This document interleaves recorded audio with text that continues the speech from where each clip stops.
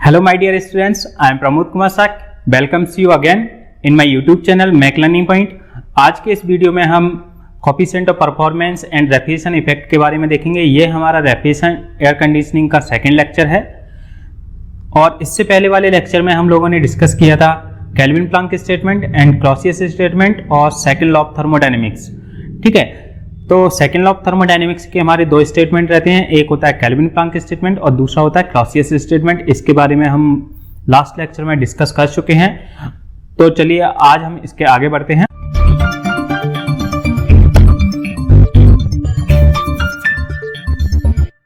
सबसे पहले हम देखेंगे रेफ्रिजरेशन इफेक्ट के बारे में। तो रेफ्रिजरेशन इफेक्ट क्या होता है, यहाँ पे देखिए। रेफ्रिजरेशन इफेक्ट का मतलब होता है कि हम किसी भी रेफ्रिजरेटेड स्पेस से या किसी भी स्टोरेज स्पेस से कितनी अमाउंट ऑफ हीट एक्सट्रैक्ट कर सकते हैं उसके अंदर लो टेम्परेचर को मेंटेन करने के लिए। ठीक है, तो इसको अपन अगर डिफाइन करते हैं तो it is the amount of heat extracted from the refrigerated space और storage space in order to maintain low temperature. ठीक है, लो टेम्परेचर मेंटेन करने के लिए हम उसमें से कितनी हीट को एक्सट्रैक्ट कर रहे हैं उसी हीट को हम क्या कहते हैं, रेफ्रिजरेशन इफेक्ट। ठीक है, तो सपोज हमारे पास ये इस तरीके से अगर हम लेते हैं, ये हमारा रेफ्रिजरेटर या मशीन होगी। ठीक है, ये हमारा हाई टेम्परेचर हो गया जो इन्वायरमेंट का टेम्परेचर है, ये लो टेम्परेचर हो गया, ये हाई टेम्परेचर हो गया। इसको हम सोर्स कहते हैं और इसको क्या कहते हैं, सिंक।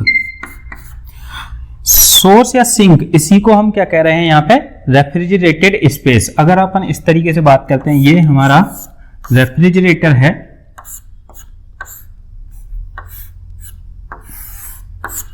तो ये रेफ्रिजरेटेड स्पेस मतलब इस रेफ्रिजरेटर के अंदर का जो स्पेस है वो हमारा यहाँ पे क्या है, रेफ्रिजरेटेड स्पेस है जिससे हमें हीट को एक्सट्रैक्ट करना है। मतलब इस रेफ्रिजरेटर के अंदर जो भी मटेरियल रखा हुआ है, जो भी स्पेस है, उससे हम हीट को क्या करेंगे, एक्सट्रैक्ट करेंगे। तो यहाँ का जो टेम्परेचर है वो क्या है, लो टेम्परेचर है। लो टेम्परेचर से हम हीट को क्या कर रहे हैं, एक्सट्रैक्ट कर रहे हैं। तो यहाँ पर लो टेम्परेचर हो गया, ये लो टेम्परेचर। तो लो टेम्परेचर से हम हीट को एक्सट्रैक्ट कर रहे हैं।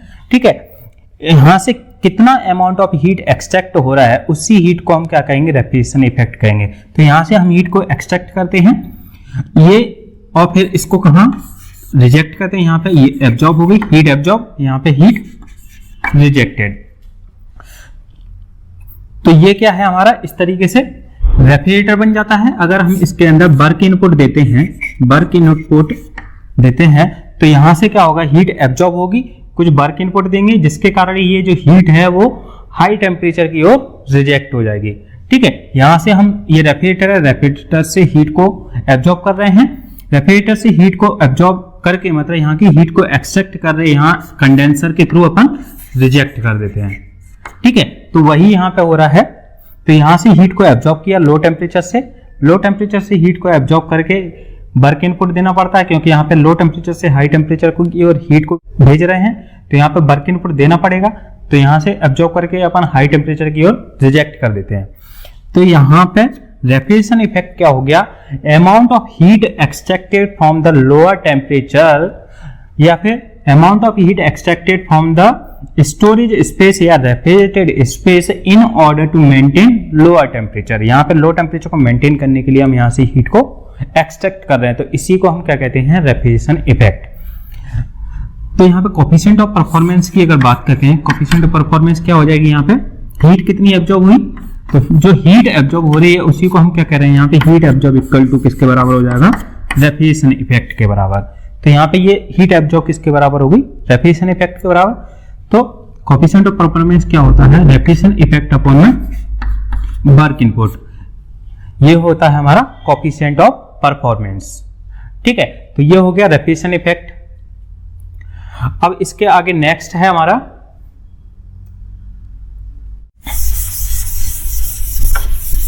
के बाद जो टॉपिक है हमारा वो है यूनिट ऑफ रेफ्रिजरेशन। जो रेफ्रिजरेशन की जो यूनिट होती है, जो प्रैक्टिकल यूनिट होती है, उसको हम किस टर्म में रिप्रेजेंट करते हैं, टन ऑफ रेफ्रिजरेशन।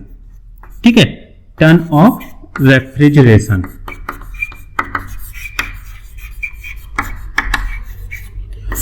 तो जो रेफ्रिजरेशन की प्रैक्टिकल यूनिट होती है उसको अपन टन ऑफ रेफ्रिजरेशन के रूप में रिप्रेजेंट करते हैं। तो अगर आप लोग कभी एसी या रेफ्रिजरेटर को खरीदने गए होंगे तो आप लोगों ने देखा होगा रेफ्रिजरेटर के ऊपर और एसी के ऊपर लिखा रहता है टन के रूप में, 1 टन या 2 टन। ये 1 टन की एसी है या फिर 2 टन की एसी है या 1.5 टन की एसी है। तो उसका मतलब क्या है कि उसकी जो कूलिंग कैपेसिटी है, कूलिंग कैपेसिटी कितनी है, 1.5 टन है। ठीक है, तो इसी से हम देख के अपन क्या करते हैं, उसकी कूलिंग कैपेसिटी को देखते हैं। उसके ऊपर लिखा रहता है कि ये कितने टन की एसी है, कितने टन का रेफ्रिजरेटर है। वहां पे जो रेफ्रिजरेशन की जो यूनिट है वो क्या है, टन ऑफ रेफ्रिजरेशन। ठीक है, अगर हम इसको डिफाइन करें यूनिट ऑफ रेफ्रिजरेशन को डिफाइन करेंगे तो किस तरीके से डिफाइन करेंगे, it is the amount of heat removed from 1 ton of water at 0 degree Celsius. यहाँ पे क्या है, at 0 degree Celsius. 0 degree Celsius पर हम वाटर को आइस में कन्वर्ट कर रहे हैं कितने दिन में, 1 दिन में, इन 24 आवर्स। तो 24 घंटे में अगर 1 टन वाटर को, ये 1 टन वाटर है, इस 1 टन वाटर को हम आइस में कन्वर्ट करने के लिए, आइस में कन्वर्ट करने में उससे हीट हम कितनी रिमूव करेंगे। हमारे पास वाटर है, वाटर का टेम्परेचर क्या होगा, ज्यादा होगा, और आइस क्या होता है, आइस हमारी बनती है 0 डिग्री सेल्सियस पर। ठीक है, ये 0 डिग्री सेल्सियस पर बनती है आइस। तो यहाँ पर 0 डिग्री सेल्सियस पर हम वाटर को आइस में कन्वर्ट कर रहे हैं, 0 डिग्री सेल्सियस पर। तो 0 डिग्री सेल्सियस पर कन्वर्ट करने के लिए जो हीट इसके अंदर रिमूव होगी, इस वाटर से जो हीट रिमूव होगी, उसी को हम क्या कहेंगे, यूनिट ऑफ रेफ्रिजरेशन। ठीक है, तो अगर इसकी यूनिट देखते हैं, यूनिट क्या हो जाएगी, रेफ्रिजरेशन की यूनिट क्या होती है, इसको टीआर के रूप में रिप्रेजेंट करते हैं। अगर अपन इस तरीके से देखें, 1 टीआर मतलब होता है 1 ton of refrigeration. 1 ton of refrigeration means यहां पे हम क्या कर रहे हैं, वाटर को आइस में कन्वर्ट कर रहे हैं, वाटर को एक किस में कन्वर्ट कर रहे हैं, आइस में कन्वर्ट कर रहे हैं। तो वाटर को आइस में कन्वर्ट करने के लिए यहां पे क्या आएगी, हमारी लेटेंट हीट आएगी, लेटेंट हीट ऑफ आइस।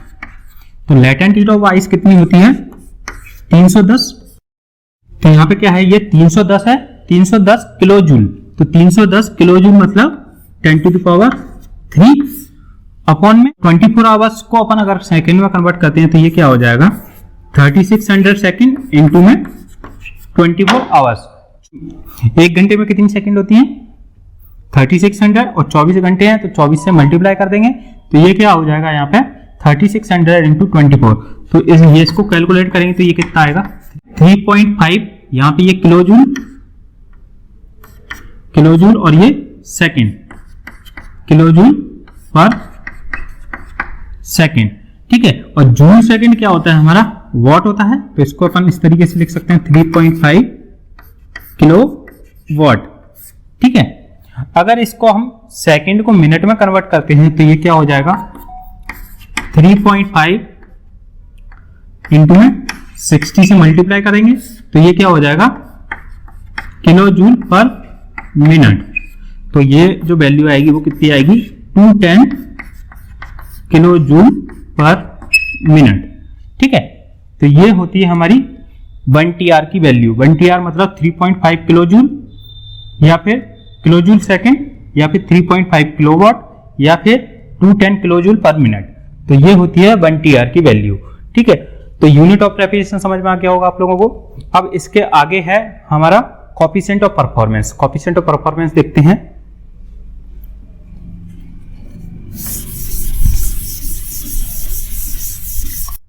तो यहां पे देखिए कोएफिशिएंट ऑफ परफॉर्मेंस की डेफिनेशन अगर हम देखते हैं, यहां से एक मशीन लेते हैं, ये रेफ्रिजरेटर हो गया।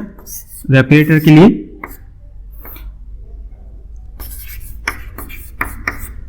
सिंक सोर्स, यहां से हीट को एब्जॉर्ब किया, इसके अंदर वर्क इनपुट दिया और ये हो गया रेफ्रिजरेटर। यहां से हीट ये रिजेक्ट होगी। तो ये जो रेफ्रिजरेटर है, रेफ्रिजरेटर हमारा किस पे वर्क करता है, रिवर्स्ड कार्नोट साइकिल पर। ये हो गया हमारा रिवर्स्ड कार्नोट साइकिल। ठीक है, ये जो सिस्टम है वो हमारा क्या है, रिवर्स्ड कार्नोट साइकिल है। रेफ्रिजरेटर हमारा रिवर्स्ड कार्नोट साइकिल के ऊपर बात करता है। अगर इसका अपन टीएस डायग्राम बनाते हैं, रिवर्स्ड कार्नोट साइकिल का,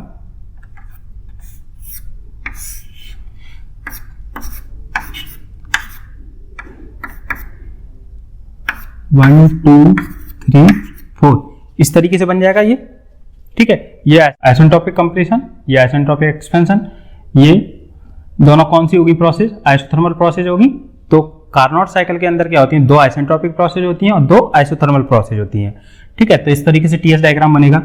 तो यहाँ पे कोफिशिएंट ऑफ परफॉर्मेंस को हम किस तरीके से डिफाइन करते हैं, it is the ratio of, किसका रेशियो होगा ये, it is the ratio of heat absorb from the low temperature, ये लो टेम्परेचर है, heat absorb from the low temperature to the work input to the refrigerator या to the system. ठीक है, यहां से हीट कितनी एब्जॉर्ब हो रही है अपॉन में जो वर्क इनपुट का जो रेशियो, वर्क कितना देना पड़ रहा है, उन दोनों के रेशियो को हम क्या कहते हैं, कोफिशिएंट ऑफ परफॉर्मेंस। तो सीओपी क्या हो जाएगी,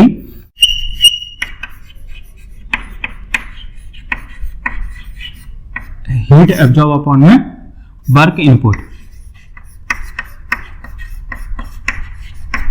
ठीक है, हीट एब्जॉर्ब अपॉन में वर्क इनपुट, तो ये सीओपी होगी। अगर अपन हीट एब्जॉर्ब है, इसको अपन क्या लिखते हैं, रेफ्रिजरेशन इफेक्ट लिखते हैं। तो ये क्या हो गया, रेफ्रिजरेशन इफेक्ट अपॉन में वर्क इनपुट। ठीक है, अगर इसी को हम रेफ्रिजरेशन कैपेसिटी के टर्म में लिखते हैं, रेफ्रिजरेशन कैपेसिटी के टर्म में लिखेंगे तो किस तरीके से लिखेंगे देखते हैं। तो यहां पे रेफ्रिजरेशन कैपेसिटी क्या होती है, मास फ्लो रेट इंटू में रेफ्रिजरेशन इफेक्ट। एम क्या है यहां पे, मास फ्लो रेट है,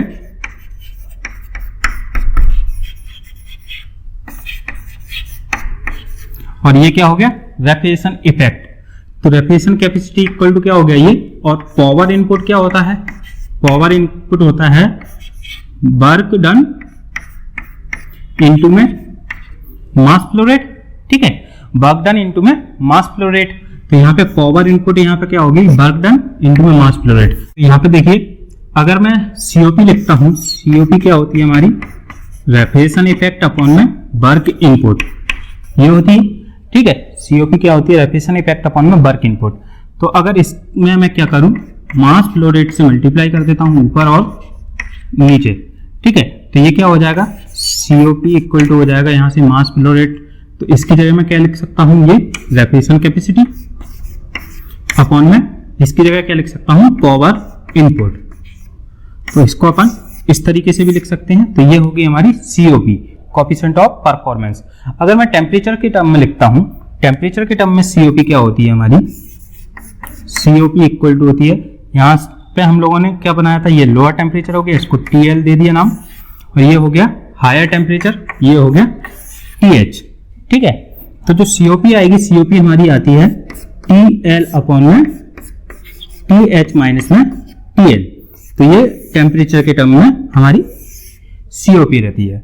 ठीक है, यहां पे अगर इसको T1 ले लेते हैं और इसको T2 ले लेते हैं, तो ये क्या हो जाएगी, T2 अपॉन में T1 माइनस में T2।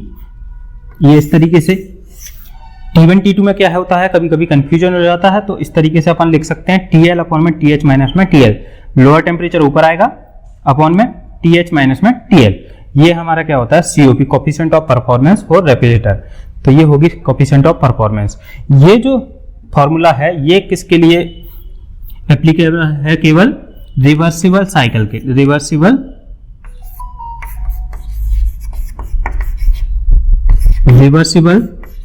साइकिल के लिए।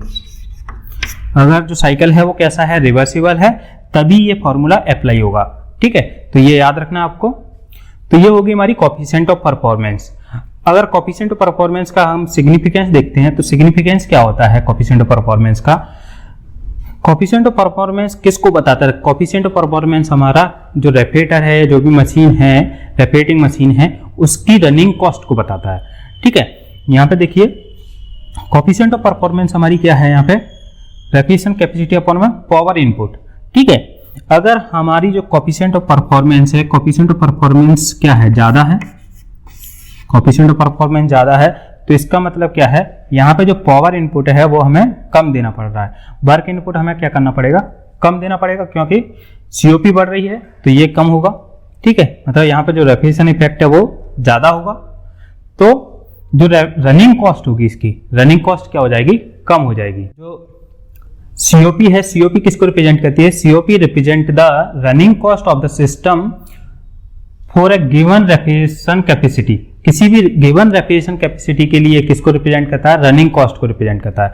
ठीक है, उसके अंदर हमें क्या देना पड़ता है, वर्क इनपुट। वर्क इनपुट क्या है, यहाँ पे जो इनपुट दे रहे हैं वो हम किसके रूप में दे रहे हैं, इलेक्ट्रिसिटी के रूप में दे रहे हैं। यहाँ पे अगर रेफ्रिजरेटर की बात करते हैं अपन, तो रेफ्रिजरेटर के अंदर हम इलेक्ट्रिसिटी प्रोवाइड कर रहे हैं। इलेक्ट्रिसिटी हमारी क्या है, कितनी कंज्यूम हो रही है। अगर कोफिशिएंट ऑफ परफॉर्मेंस ज्यादा है तो इसका मतलब क्या है, जो इलेक्ट्रिसिटी कंजप्शन है वो हमारा क्या होगा, कम होगा। उसके अंदर वो इलेक्ट्रिसिटी कंजप्शन कम होगा तो मतलब क्या है, उसकी जो रनिंग कॉस्ट है, जो वर्क कर रहा है हमारा रेफ्रिजरेटर, उसके अंदर जो रनिंग कॉस्ट है वो हमारी क्या होगी, उसकी कम होगी। ठीक है, तो यहाँ पर कोफिशिएंट ऑफ परफॉर्मेंस का सिग्निफिकेंस यही है कि वो किसको बताता है, हमारी रनिंग कॉस्ट को बताता है। अगर उसके अंदर पावर इनपुट क्या है या वर्क इनपुट क्या है, कम है, और रेफ्रिजरेशन इफेक्ट ज्यादा है, तो उसकी जो सीओपी है वो क्या होगी, ज्यादा होगी। ठीक है, तो ये हमारी होगी कोफिशिएंट ऑफ परफॉर्मेंस का सिग्निफिकेंस। ये हमारा सेकंड लेक्चर था, इसके आगे हम कंटिन्यू करेंगे नेक्स्ट लेक्चर में। अगर आप लोगों ने अभी तक इस चैनल को सब्सक्राइब नहीं किया है तो जरूर सब्सक्राइब करें। लेटेस्ट वीडियो के अपडेट के लिए बेल आइकन को जरूर दबाएं। तो मिलते हैं नेक्स्ट वीडियो में, देखते रहिए मैक लर्निंग पॉइंट।